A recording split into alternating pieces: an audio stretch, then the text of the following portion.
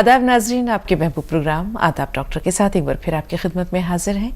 आइए प्रोग्राम का आगाज़ करते हैं। आपकी महबूब शख्सियत, वन ऑफ द लीडिंग यूनानी मेडिसिन कंपनी अतिया हब्स के फाउंडर, डायरेक्टर, प्रमोटर, हिंदुस्तान के सबसे मसरूफ़ और कामयाब तरीन हकीमों में से एक, मसीहुल मुल्क हकीम अजमुल खान अवार्ड से सरफराज जनाब हकीम सलमान खान तूर साहब स्टूडियो में रौनक अफरोज़ है।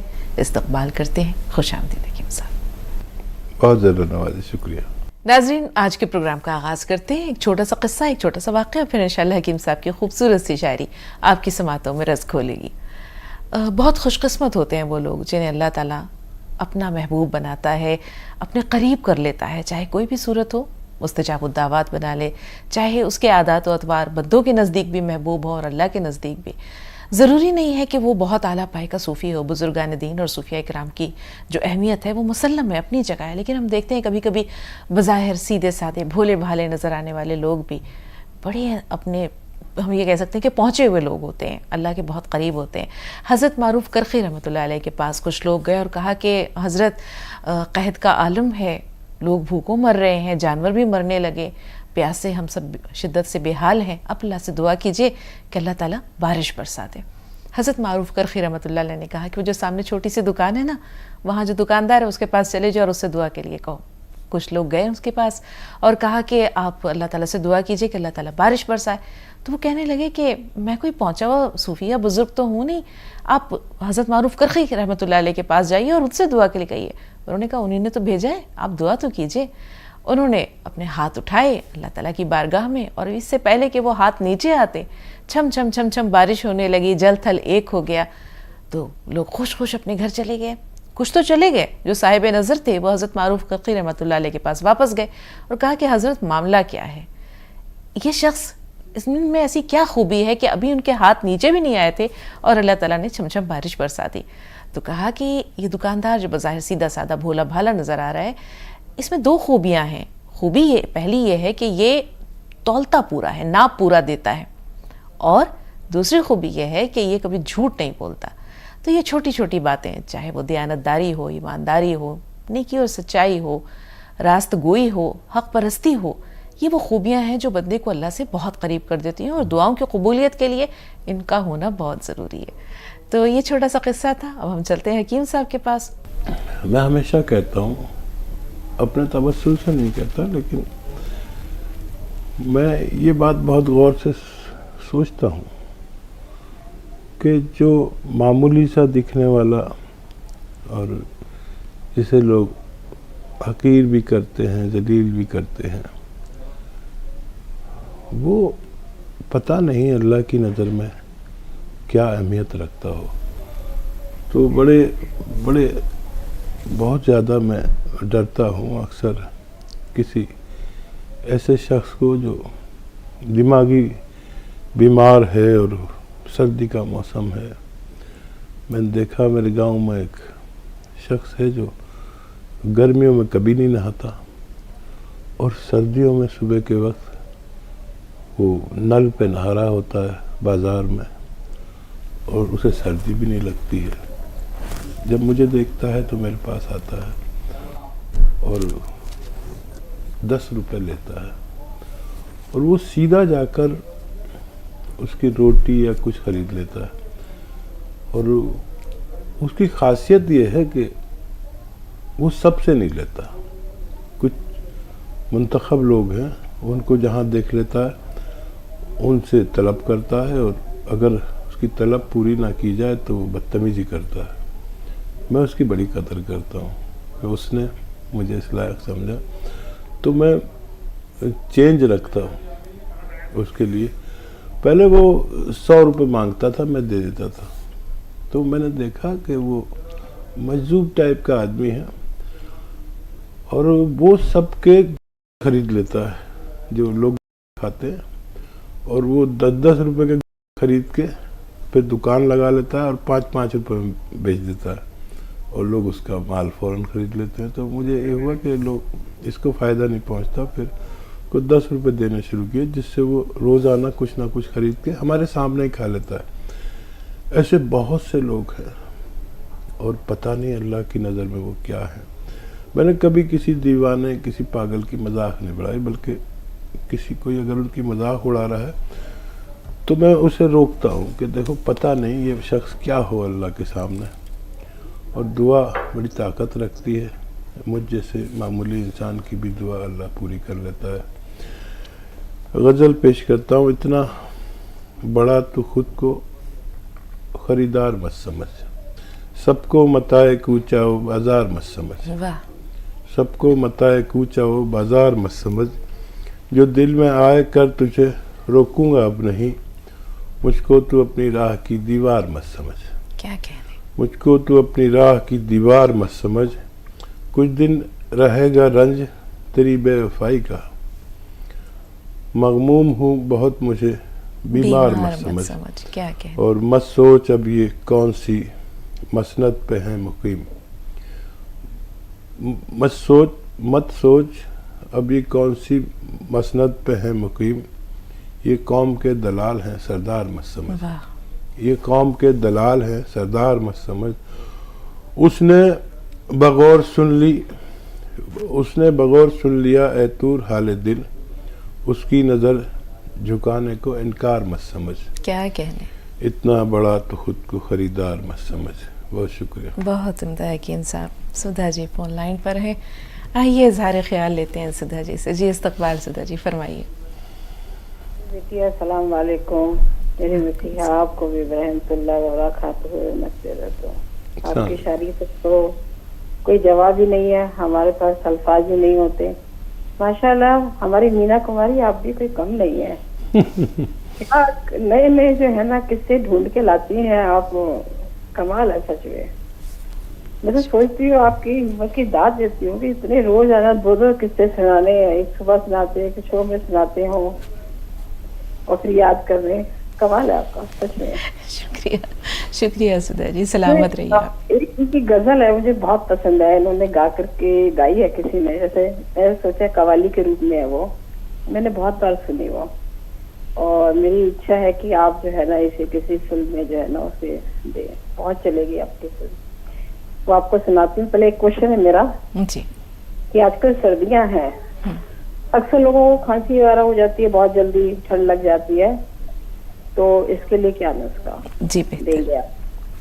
कोई हुस्न का कवल हो, तुम हो बहु गजल हो, तुम चाहतों का फल हो, दादू हो कोई खल हो, तेरी इश्क की पहल हो, किस चीज का अमल हो, मेरा आज मेरा कल हो, मेरे होश का खलल हो। क्या कहने। मेरे इश्क का बदल हो, तुम हो बहु गजल हो, मेरी चाहतों का फल हो। कोई हुस्न का कवल हो, तुम हो बहु गजल हो, तेरी तमतमाती वाली नागिन से जुल्फ काली, रुखसार की ये लाली है अमल कोई जलाली, ये सिहाए जुल्फ सबसी, यह जो है सिहाए जुल्फ शबसी, नींदे चुराए सबकी, 56 करोड़ की है मेरी नाज सी ये लब की, तेरा ये मुस्कुराना कहो करे जमाना, पलके उठाई तुमने मेरा बर लिया निशाना, बेटी हो तुम जमी की लफलक की अप्सरा हो, तुम हूर हो परी हो, बतला दो तुम क्या हो। ये बेटी आपके लिए है। मैं वही सोच कर शर्मिंदा हो रही हूँ। मैं ये समझी कि हकीम साहब के शान में जब बाली सुर्खी लाली का जिक्र आया तो मैं खजल होने लगी। सलामत रहिए सुधा जी, सलामत रहिए। अल्लाह ताला आपको हमेशा इसी तरह खुश खुर्रम रखे। थोड़ा सा इंतज़ार, पूनम जी का सवाल ले लें, फिर आपके सवाल की तरफ लौटते हैं। जी बताएं पूनम, क्या सवाल है? जी पूनम बताएं क्या सवाल है? मैम नमस्ते। जी आदाब, फरमाइए। मैम मेरी कब से पाइप की दवाई चल रही है आपके यहाँ से। कौन सी दवा चल रही है? मैम पहले से मैंने गुटिया खाया है और उसके बाद मैंने टीकेयर खाया है, 1.5 महीना गोलियां खाया, उसके बाद मेरा पेन बहुत ज्यादा बढ़ गया, वो कंट्रोल नहीं हो पाया, फिर टीकेयर भेजा, टीकेयर खाया, उससे उतना ही दर्द कंट्रोल हुआ जितना दवाइयों से बढ़ा था। जो मेरे पहले ही दर्द रहता था ना वो उतना ही है, और 4.5 महीने हो गए मुझको दवाई खाते हुए। अब मुझे बताइए क्या लेना है। और मेरे 2 सवाल और है मैम। जी। मेरे चेहरे पर झाइयाँ बहुत ज्यादा है और और बारीक बारीक दाने निकलते हैं, वे ब्लैक कलर के रुक जाते हैं। पता नहीं वहाँ से है या क्या है। और आंखों में दर्द होता है कभी कभी, जैसे नींद पूरी ना होना या ठीक ज़्यादा जी आंखों जी में कमजोरी महसूस होती है। हाँ ठीक है, ठीक है। अब सुनिए आप जी हकीम साहब, पहले तो दर्द का मसला। हाँ देखिए, फिक्र की बात है। अगर इतने दिन में भी आपको बहुत ज़्यादा फ़ायदा नहीं हुआ तो बहुत फिक्र की बात है। और अगर वाकई फ़ायदा नहीं हो रहा फिर शायद ऑपरेशन कराना पड़ेगा आपको। बेशतर इतने दिनों में फ़ायदा नज़र आना चाहिए। और अगर नज़र आ रहा है तो फिर हो सकता है थोड़ा दिन बाद फ़ायदा हो। बस वही 2 हिदायतें कि आप वेस्टर्न टॉयलेट ज़रूर इस्तेमाल करें, वज़न बिल्कुल ना उठाएं, झाड़ू पोछा भी छोड़ दें। अगर इनमें से कोई गलती कर रहे हैं तो आप ये गलतियां छोड़ दें और 1 महीना 2 महीने लगातार इस्तेमाल करें और ये गलतियां ना करें, वेस्टर्न टॉयलेट इस्तेमाल करें। और अपना बहुत ख्याल रखिए। और ज़रूरत पड़ने पर दर्द की दवाई भी ले सकते हैं आप, डॉक्टर की दवाई भी ले सकते हैं, हमारा इलाज भी कर सकते हैं। कभी कभी ये दोनों इलाज मिलकर आदमी को तंदुरुस्त बनाते हैं। जी, सुधा जी का मसला, यानी मतलब एक जनरल सवाल है कि सर्दी के मौसम में खांसी हो जाती है, उसके लिए क्या करें हकीम साहब? देखिए, एक बार अगर हो जाए तो कोई बात नहीं। सर्दी में खांसी, बलगम, छींके, बुखार, मुझे भी कल से बुखार है और ये फितरी बात है। शायद ठंड लग गई और मैं बुखार में मुब्तला हूँ, तो मैंने दवा ली है और काम पर आ गया। अगर ये 3 दिन तक रहे तो कोई बुराई की बात नहीं है। और अगर किसी को बार बार होता है तो फिर इम्यूनिटी की दवाएं, जैसे माजून आर केयर या जैसे गौन चिलगोज़ा 1 चुटकी, या अलसी हल्का सा भूनकर 1 चम्मच खा लें गौन चिलगोज़ा के साथ, तो ये अंदर से क़ुव्वत मुदाफ़ियत यानी रोग प्रतिरोधक क्षमता बढ़ा देता है, तो आदमी बहुत कम बीमार पड़ता है। एक छोटा सा वक्फा दरकार है, ब्रेक के बाद मिलते हैं।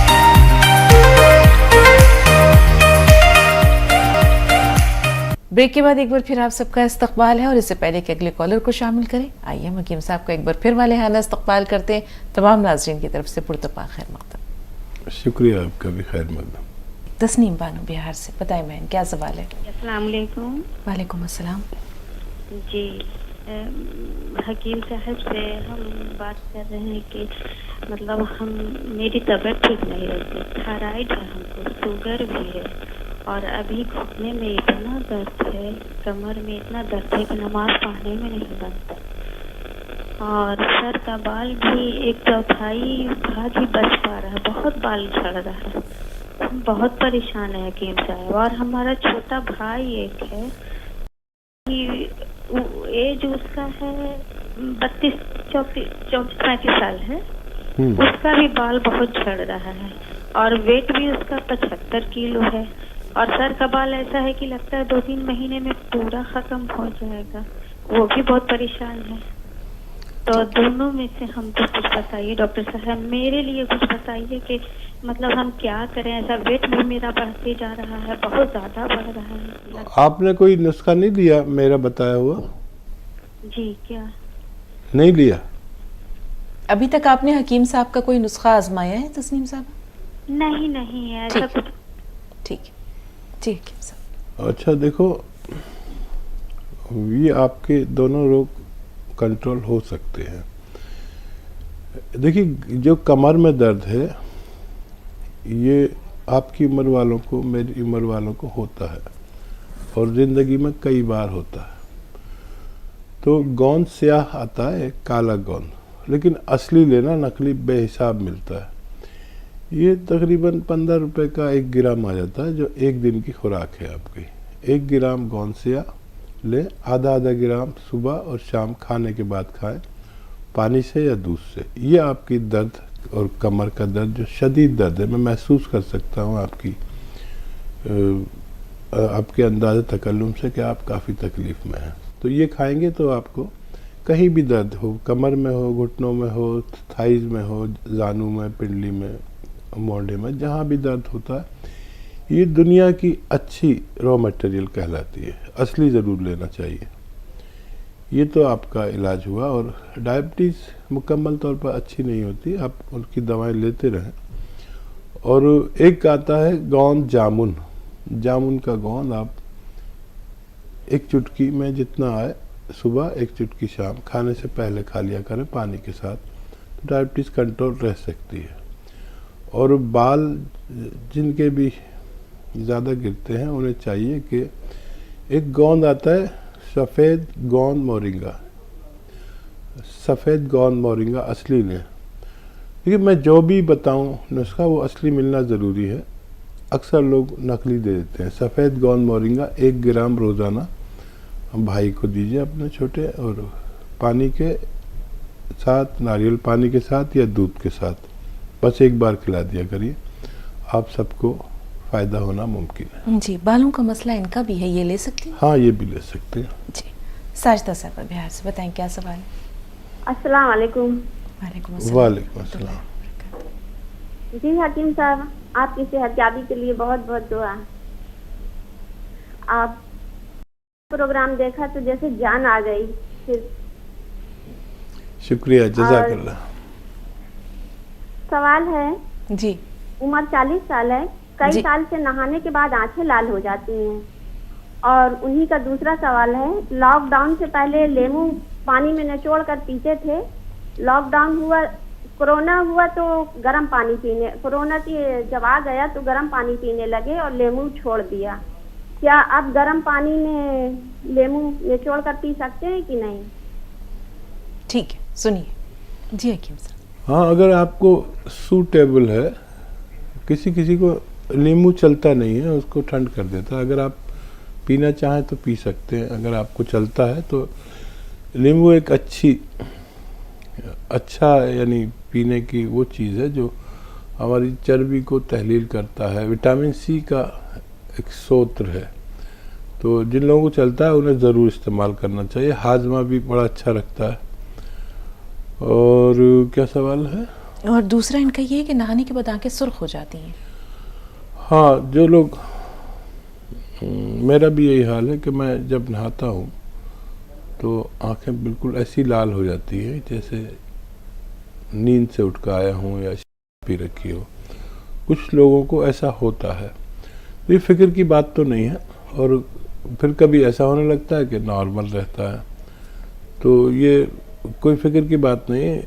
आपके खाने पीने से, आपके रहन सहन से, या आपके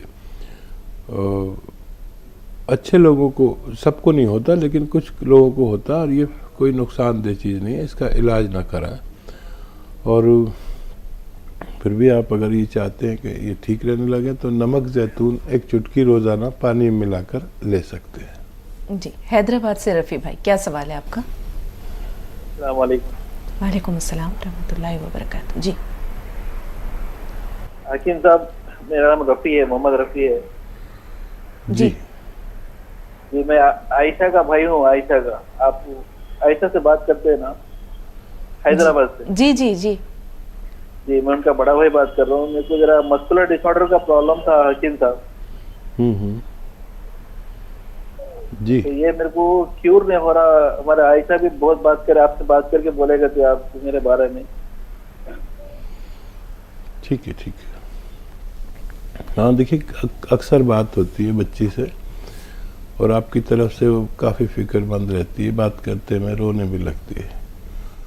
और मैंने उनको कई इलाज बताए हैं, और वो शायद कल भी आपसे बात हुई थी। तो कई तरह के नुस्खे हैं, लेकिन बहुत दावा नहीं कर सकते। आप उन्हें ले सकते हैं। ये मस्कुलर और नसों के लिए और बट्ठों के लिए अच्छा नुस्खा कहलाता है। ये अलसी ले, हल्का सा भून लें अलसी को, और उसका पाउडर बना लें। 1 चम्मच अलसी और आधा ग्राम गोंद सिया, चाहे तो शहद में मिला के ले लें, चाहे तो ऐसे ही खा के और पानी या दूध पी लिया करें। दिन में 1 या 2 खुराक ले सकते हैं और अपनी बीमारी पर नज़र रखें। जब कुछ भी तब्दीली महसूस हो तो फौरी तौर पर आप हमसे रब्ता कायम करें। जी, आसाम से आमना साहबा, बताएं बहन क्या सवाल है? आमना साहबा सुन पा रही हैं हमें? हाँ जी, जी, सवाल बताइए। वालेकुम सलाम। मेरा ये सवाल है कि मेरा सिर में आधा ऐसा लगता है, नमाज भी पढ़ती तो जैसे धक्के लगा करें। इनका सवाल पहुंचा हकीम साहब? जी जी, कितने दिन से है? ये हो गए 5-6 महीने से, और चलती हूँ तो पैर भी ऐसे लगते हैं कप कपाए ये, और कमर में भी दर्द, सीधा नहीं होया जाता, और बीपी भी हाई है। ठीक है, सुनिए। अच्छा देखिए, एक तो आप ये एक्सरसाइज करना शुरू करें रोज़ाना। ये मेरी तरफ से 3 मिनट है, आप इससे ज़्यादा भी कर सकते हैं। एक तो ये, और एक साथ नहीं कर सकते तो किस्तों में कर लीजिए, पूरे दिन में 3 मिनट ये एक्सरसाइज, और ऐसे ऐसे ऐसे ये एक्सरसाइज भी 3 मिनट करें। और आप 10-15 दिन में फ़ायदे की उम्मीद रखें, करते चले जाएं। जो डॉक्टर की दवा लेना चाहें ले सकते हैं, मुझे कोई एतराज़ नहीं है। अब रहा झटके लगना, दर्द होना कमर में और मस्कुलर प्रॉब्लम है, तो ब्लड प्रेशर का तो आप खुद ख्याल रखें, डॉक्टर की दवाएं लें। और मैं भी एक नुस्खा बताता हूँ, अगर वो लेते हैं तो आपकी ये तीनों बीमारियाँ तकरीबन उसमें फ़ायदा होना मुमकिन है। लेकिन समझ लें, एक आता है गौन स्याह, ये ख़रीद लें, आधा ग्राम सुबह नाश्ते के बाद, आधा ग्राम शाम को खाने के बाद खाएं। और खाना किस चीज़ से है? एक चुटकी खाने का सोडा पानी में मिलाएं, 2 गिलास पानी में, और एक चुटकी नमक ज़ैतून। ये एक ख़ास नमक है जो ब्लड प्रेशर वाले भी ले सकते हैं, ये नमकीन भी नहीं होता। एक चुटकी नमक ज़ैतून, एक चुटकी खाने का सोडा, और इस पानी से 2 गिलास पानी में मिलाकर गौन स्याह खाया करें, दिन में 2 बार खाने के बाद। इंशाल्लाह आपको फ़ायदा मुमकिन है। जी, हैदराबाद से आयशा, बताएं बहन क्या सवाल है? वालेकुम अस्सलाम। वालेकुम सलाम।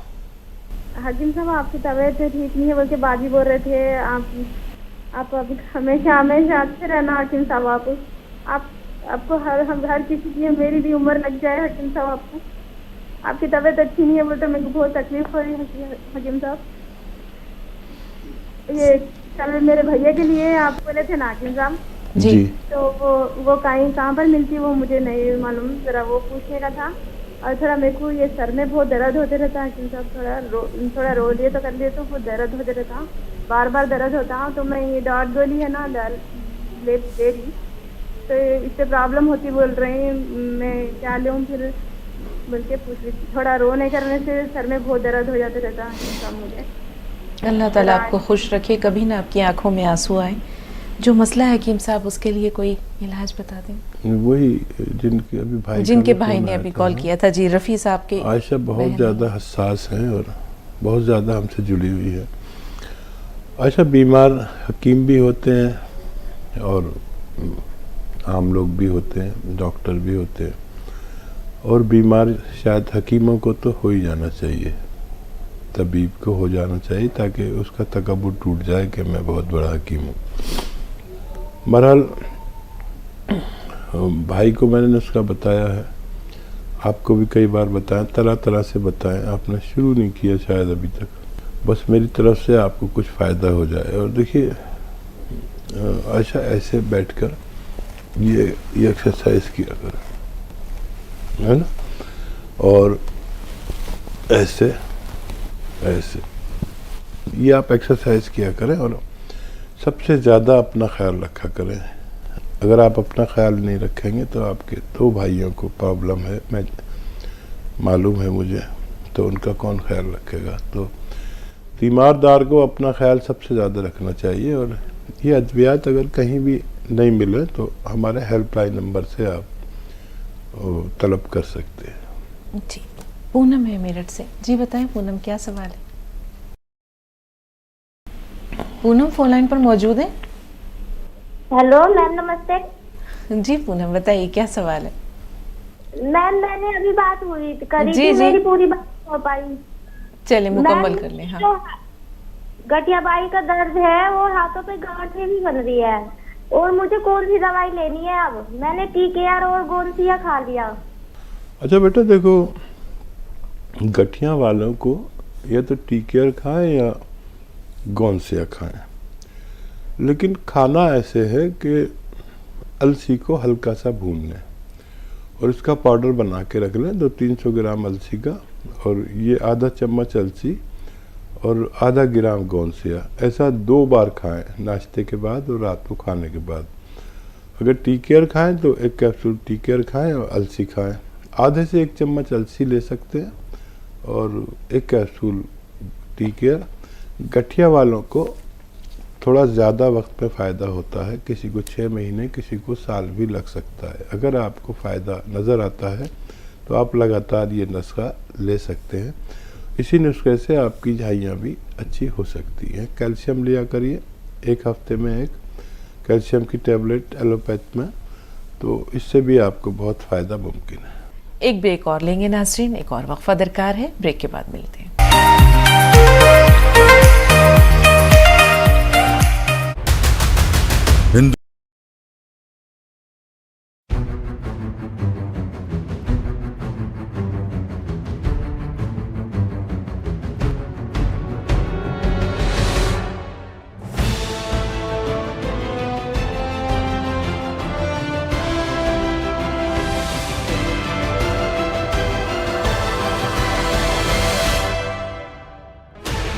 Sixteen channels, 15 languages, 26 states, 1,200 plus reporters. Break के बाद आपका एक बार फिर इस्तकबाल और एक बार फिर वालेहाना और पुरतपा खैर मक़दम हकीम साहब आपका भी। शुक्रिया, जज़ाकल्लाह। बताएं भाई क्या सवाल है आपका? जी अस्सलाम वालेकुम। वालेकुम वालेकुम अस्सलाम। अस्सलाम। जी हकीम साहब, एक तो गुजारिश आपसे ये थी, बीवी को थायराइड की परेशानी है एक तो, और मुझे ब्लड प्रेशर भी है, तो इन दोनों के लिए कोई अच्छा सा नुस्खा आप बता दीजिए। बेहतर।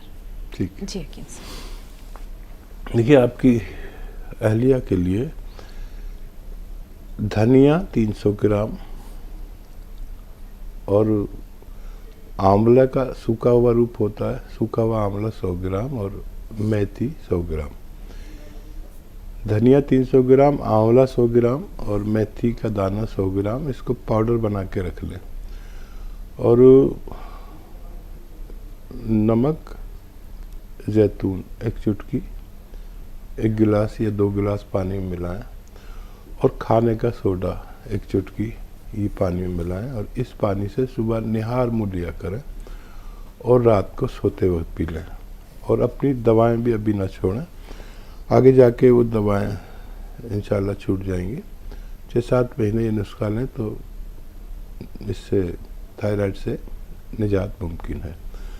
और आपको भी यही नुस्खा लेना है, लेकिन आपको सिर्फ 1 चुटकी खाने का सोडा और 1 चुटकी नमक जैतून 2 गिलास पानी में डाल के 1 या 2 बार खाने से पहले, खाने के बाद सिर्फ ये लेना है, तो आपका ब्लड प्रेशर, कोलेस्ट्रॉल और इससे मुतालिक जो भी बीमारियां हैं, जैसे हार्ट को मजबूत करता है, अगर हार्ट ब्लॉकेज हो तो उसको खोलता है, खून को पतला करता है, ब्लड प्रेशर को दफ़ा करता है, आप ये इस्तेमाल कर सकते हैं। और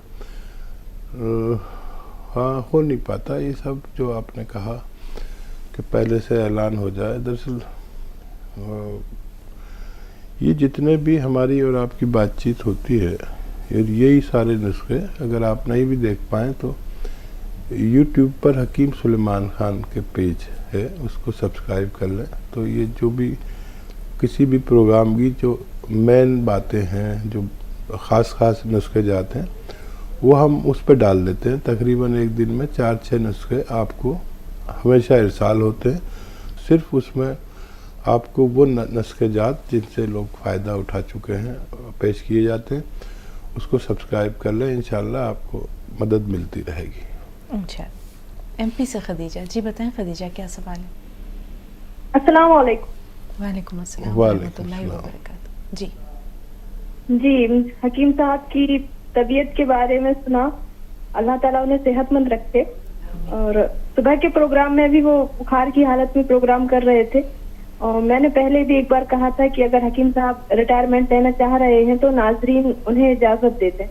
और मैं फिर से कहती हूँ कि मेरे ख्याल से हकीम साहब आपको आराम करना चाहिए।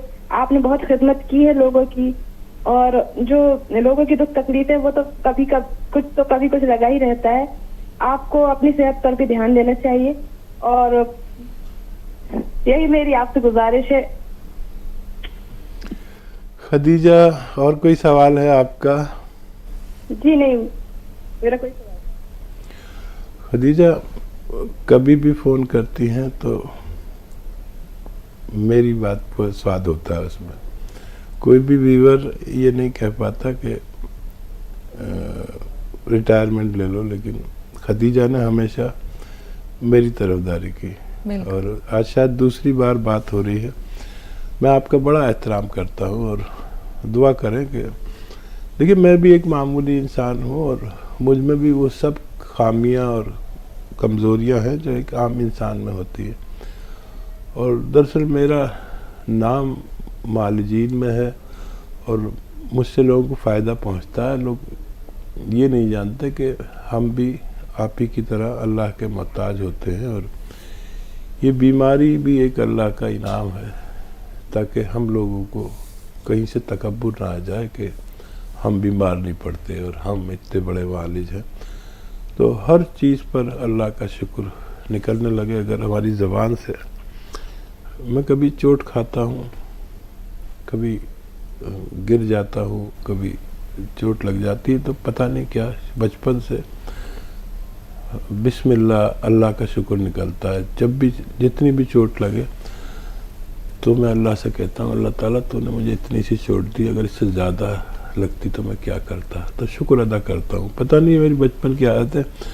पहले बचपन में मैं खेलता था पेड़ों पर, पेड़ों की शाखों पर एक गेम होता है जिसे टांग लकड़ियाँ कहते हैं, और इस शाख से उस शाख पर कूद कर जाते थे, तो बीच में मेरा हाथ छूट गया, और वो रास्ते में ही जब मैं नीचे गिर रहा था तो मैंने बिस्मिल्लाह किया, मेरे ये दोनों हाथ ठुक गए, और अल्लाह का शुक्र किया कि अल्लाह ताला तूने मुझे इतनी कम तकलीफ़ दी, अगर तू ज़्यादा देता तो मैं कुछ नहीं कर सकता था।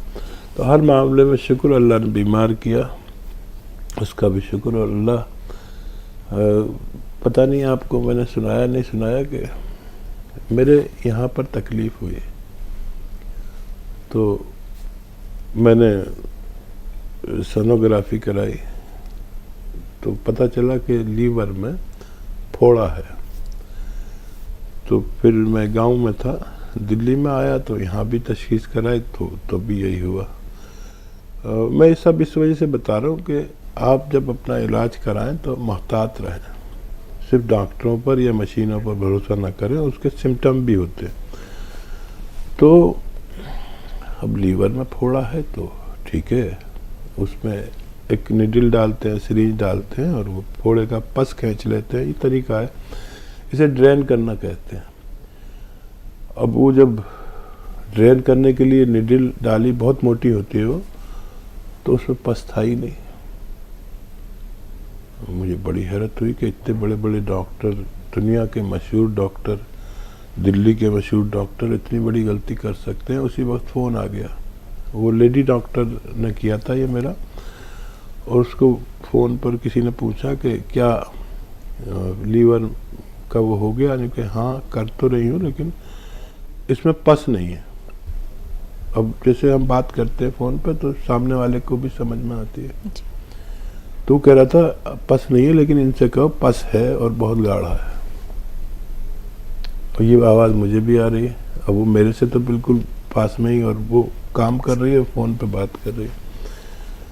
और मुझे बड़ा अफसोस हुआ कि इतने बड़े डॉक्टर ऐसी बात करते हैं। बहरहाल वो उन्होंने उसमें से कुछ हिस्सा तोड़ा सिरिंज में और वो निकाला तो उसमें पस तो था ही नहीं, एक लाल लाल रंग का वो और लीवर का पीस उन्होंने लिया जो कल्चर के लिए भेज दिया।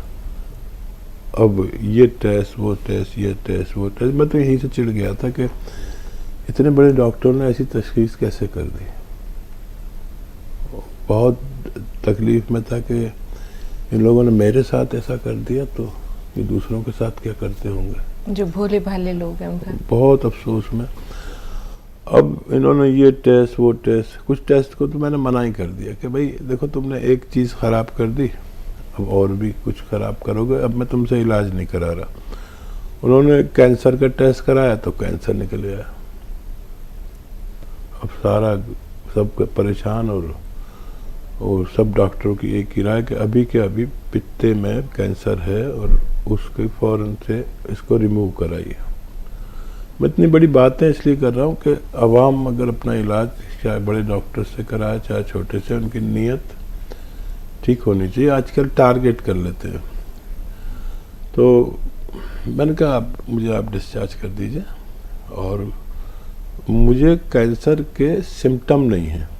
कैंसर में क्या होता है कि एक तो दर्द बहुत होता है जिसकी वजह से दर्द की बहुत ही हाईली मेडिसिन लेना पड़ता है और मैं बगैर मेडिसिन के गुजारा कर रहा था। फिर उन्होंने क्योंकि लीवर में पंक्चर कर दिया था, उसके इलाज 10 दिन मैंने एंटीबायोटिक ली तो मेरा तकरीबन 10 किलो वज़न कम हो गया। ये सिम्टम मिलता था। कैंसर में वज़न कम होता है, लेकिन मेरा जो HB था, जब मैं हॉस्पिटल में दाखिल हुआ था तो 15 था और जब मैं हॉस्पिटल से निकला हूँ तो मेरा 17 पॉइंट कुछ हो गया। तो कैंसर में खून बढ़ता नहीं, घटता है HB। सबकी एक ही राय, तो फिर कह रहे कि भाई हमारे पास तो कोई इलाज है नहीं सिवाय ऑपरेशन के। तो मैंने कहा आप मुझे डिस्चार्ज कर दो, हमारे पास इलाज है। फिर एक बहुत बुजुर्ग डॉक्टर, बस डॉक्टर की बुराई नहीं कर रहा, लेकिन अगर तजर्बेकार डॉक्टर हो तो वो एक अच्छे डॉक्टर से बहुत ज़्यादा फ़ायदेमंद हो सकता है। एक बहुत बुजुर्ग डॉक्टर थे, उनकी राय मुझसे मिली कि ये शख्स सही कह रहा है कि ये 3 सिम्टम नहीं मिलेंगे तो कैंसर नहीं हो सकता। तो उन्होंने कहा भाई 10-12 दिन आप हमारी दवा भी खाइए। और फिर उन्हें पता चल गया ये कोई मशहूर हकीम है, टेलीविज़न पे आता है, तो थोड़ा अलर्ट हो गए वो। तो फिर मैं डिस्चार्ज ले घर आ गया। उनकी दवाएं भी खाई, मैंने भी अपनी दवाएं खाई। जब 12 दिन बाद टेस्ट कराया तो मैं कैंसर मुक्त था। मुझे इस बात की वो नहीं कि मुझे कैंसर हो जाए, मुझे भी सारी बीमारियां हो सकती हैं, आपको भी हो सकती हैं, मैं भी मामूली आदमी हूँ। लेकिन मैं तो जानकार था, अल्लाह ने मुझे जानकारी दी थी, मैं तो बच गया उनके अजाब से। बस मैं यही सोच रहा हूँ आज तक कि जो लोग कुछ भी नहीं जानते उनके साथ क्या होता होगा। उनका ऑपरेशन कर डालते होंगे और कहते होंगे कि हमने कैंसर पर फतेह हासिल कर ली। ये मेरा ज़ाती तजर्बा है। अल्लाह सबको हिदायत दे और इन डॉक्टरों की नीयतें अच्छी करे जो सिर्फ पैसा कमाने के लिए पैदा हुए हैं और ताजिर ख़ानदान से हैं, तिजारत करते हैं, इसको भी तिजारत समझते हैं। ये तिजारत नहीं है, ये खिदमत और सेवा का काम है जिसको अल्लाह हिदायत दे। पर अल्लाह का शुक्र कि उसने मुझे हिदायत दी और मुझे हिफाजत की। एक छोटा सा वक्फा दरकार है, ब्रेक के बाद मिलते हैं। ब्रेक के बाद एक बार फिर आप सबका इस्तकबाल है और इससे पहले कि अगले कॉलर को शामिल करें, आइए हम हकीम साहब का एक बार फिर वाले हाना इस्तकबाल करते हैं। तमाम नाज़रीन की तरफ से पुरतपा खैर मक़दम। शुक्रिया, आपका भी खैर मक़दम। साहब कर्नाटक से यास्मीन साहिबा का सवाल ले रहे हैं, फ़ोन लाइन पर मौजूद हैं यास्मीन। अस्सलाम वालेकुम हकीम साहब। वालेकुम अस्सलाम रहमतुल्लाह। खैरियत तो है? आपकी कहानी सुनी, बहुत अफसोस हुआ। अल्हम्दुलिल्लाह, माशाअल्लाह, अल्लाह ने मेरी बड़ी हिफाजत की। आपकी तबीयत कैसी है? अब काफ़ी बेहतर है। आप कैसे? सलामत रखे हम जैसे गरीबों पर, हम जैसे मरीजों पर आपको अल्लाह ताला हमेशा हमेशा के लिए सलामत रखे। आमीन। जज़ाकल्लाह, अल्लाह आपको भी सलामत रखे बेहतरी के साथ। आमीन। डॉक्टर साहब मेरे साइनस का प्रॉब्लम है, बार बार सर्दी होती है, 8-9 महीने से सर्दी है।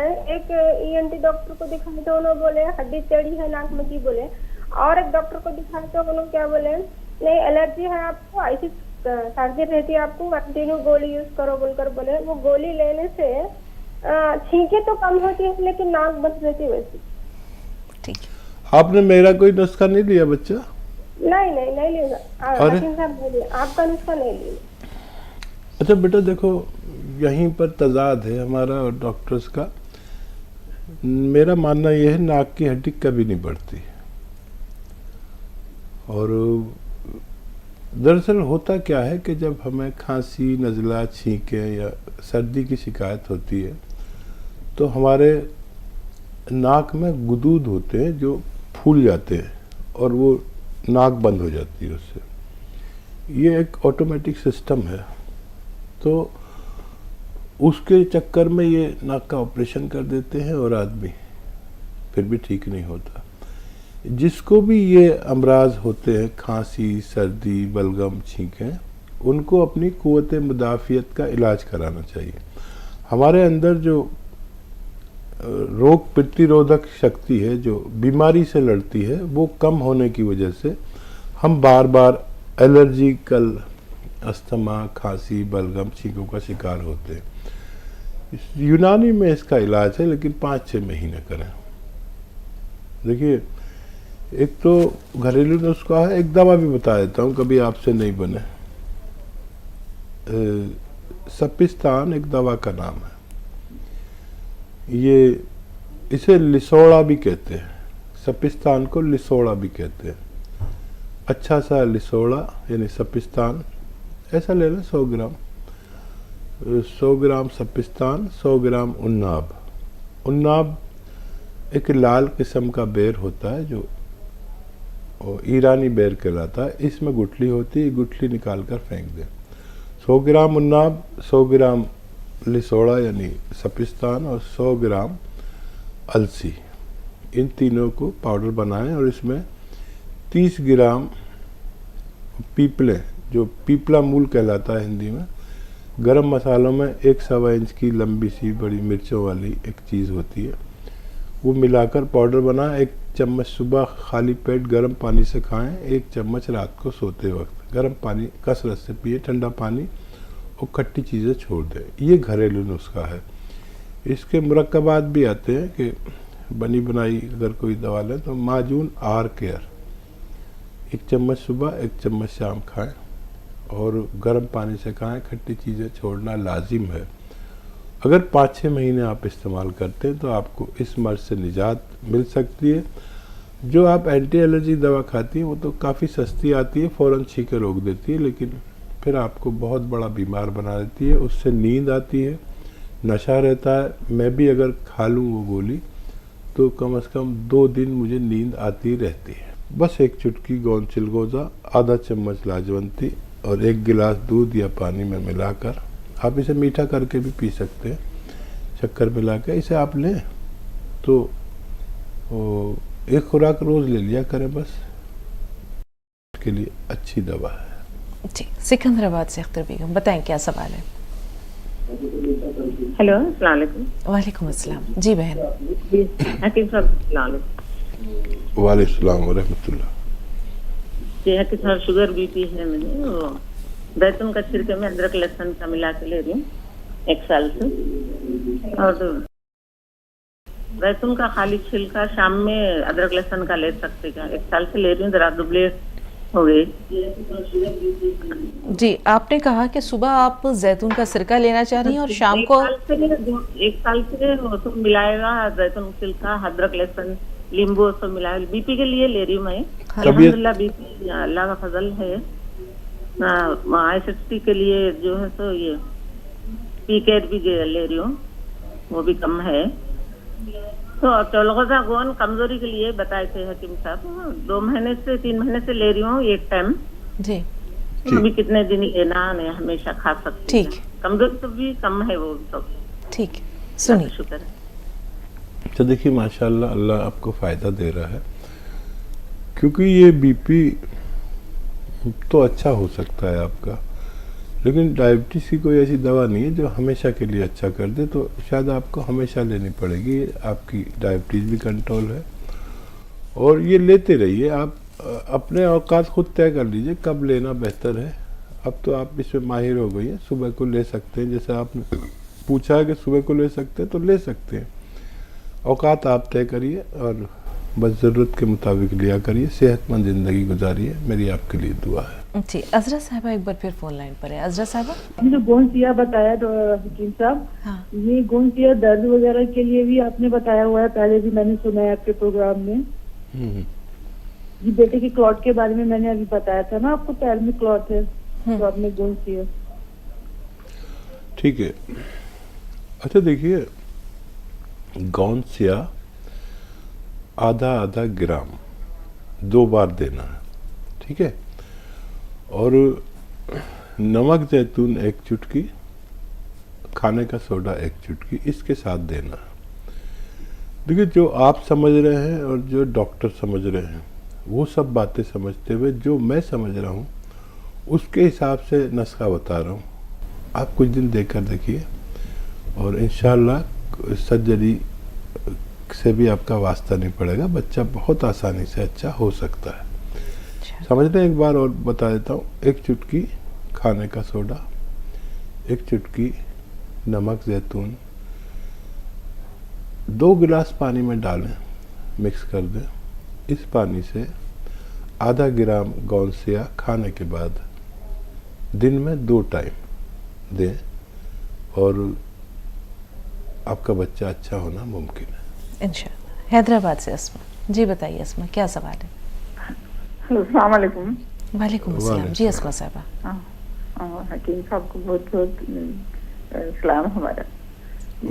मेरे 2 सवाल हैं हकीम साहब जी। पहला, हाँ जी, मेरे 2 सवाल हैं। मुझे सर में बहुत आवाज रहता है, ये लेफ्ट साइड कान में से ज्यादा, ये जनरेटर स्टार्ट करे तो जैसा रहता है वैसे ज्यादा रहता है मेरे कानों में, दोनों कानों में, और सर बहुत आवाज रहता है। मैं इससे बहुत परेशान हो जाती हूँ और मैं कंफ्यूज भी हो जाती हूँ, मुझे कुछ समझ में ही नहीं आता। मेरी उम्र 68 ईयर्स है।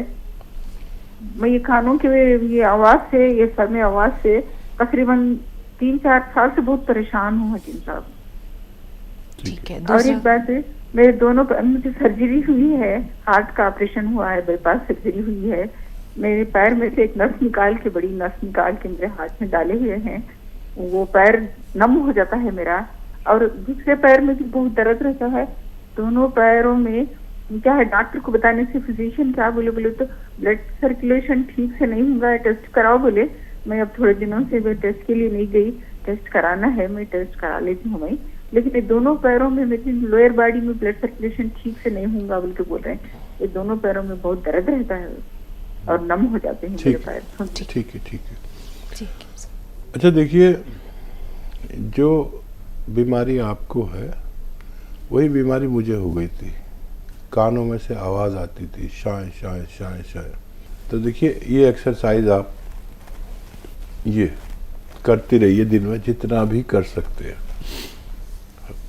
और एक ये ऐसे ऐसे ऐसे ऐसे ये एक्सरसाइज करती रहिए जितना भी कर सकते हैं। और 15 दिन मेरे कहने से करिए। और एक ऐसे सीधा लेट जाए बेड पर और गर्दन नीचे लटका ले बेड से, और बाकी जिस्म ऐसे रहे। ये 5-5 मिनट करके 5 बार लेटिए, उससे भी ज़्यादा। 15 दिन कुछ और काम ना करें, बस ये काम करें कि एक्सरसाइज जितनी कर सकते हैं करें।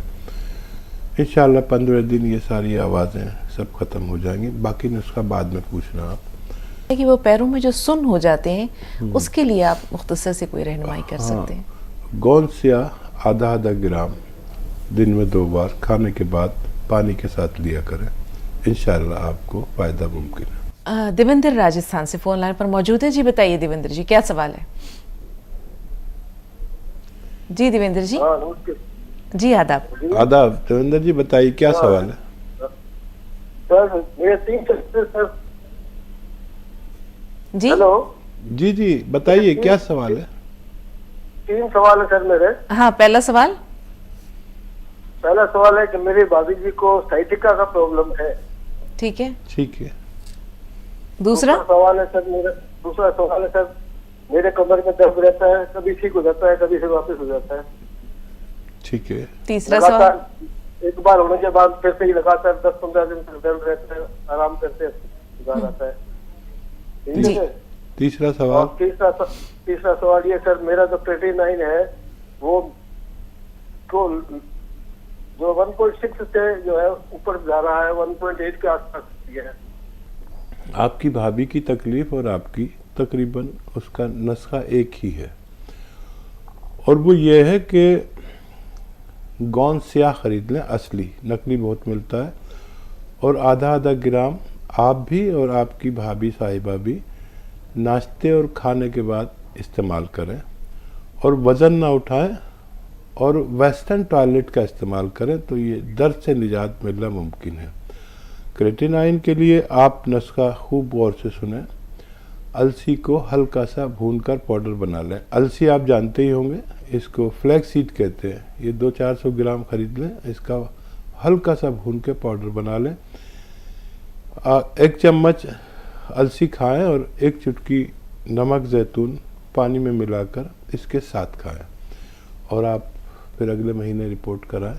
दिन में 1 बार या 2 बार आप ये नुस्खा भी ले सकते हैं। आपकी तीनों परेशानियां हल होना मुमकिन है। बहुत बहुत शुक्रिया हकीम साहब, अल्लाह ताला आपको जज़ाए खैर दे, इसे आपके लिए सरमाया आखिरत बनाए, दीन और दुनिया दोनों में आपको हमेशा इसी तरह सुरखरुई मिले। बहुत बहुत शुक्रिया। बहुत सारे लोगों की मसीहाई करते हैं, अल्लाह जज़ाए खैर दे। शुक्रिया आपका भी, जज़ाकल्लाह। तो नाज़रीन, इजाज़त लेते हैं, अगली मुलाकात तक के लिए आदाब।